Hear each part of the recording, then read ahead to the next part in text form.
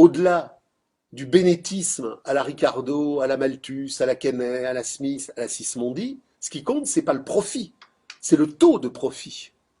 Donc, la masse du profit grossit puisque je vends de plus en plus. Mais le taux de profit, lui, ne cesse de baisser. Et le capital est cette organicité contradictoire qui fait que, en permanence, le capital est condamné à accumuler les conditions de sa mort. Le parcours biologique du capital est le parcours dialectique de sa nécrologie. Donc c'est là où intervient la surpopulation relative de la domination réelle. Comment faire pression sur les salaires? Alors faire pression sur les salaires, Marx l'explique très très bien dans la 7e section du livre 1, ça a d'abord été la mise au travail des femmes.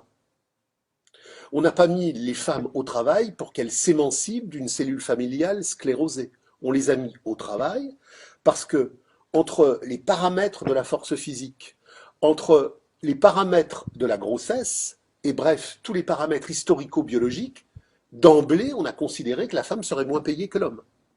Donc, Marx nous dit, on remplace un homme par 2 femmes.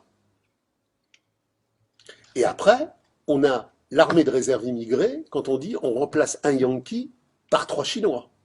Et c'est pas lié au hasard si c'est un homme par 2 femmes et un Yankee par 3 Chinois. C'est que la modernité fait de l'armée de réserve immigrée une loi générale de population qui a sa cohérence, sa logique, sa dialectique du point de vue des luttes de classe.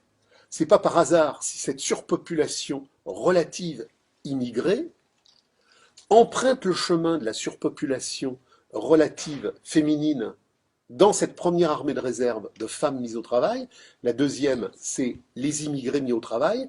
Après la grande grève sauvage de 68, quand le capital, pour assumer la modernité de sa crise et les difficultés de plus en plus délirantes de la baisse du taux de profit, dit on va faire venir des ouvriers d'un temps immobile où la lutte de classe radicale n'a jamais existé, pour remplacer le communard insurrectionnel de 68 par l'ouvrier des despotismes orientaux, africains ou orientaux, qui n'aura pour objectif que la consommation ostentatoire du rapport marchand.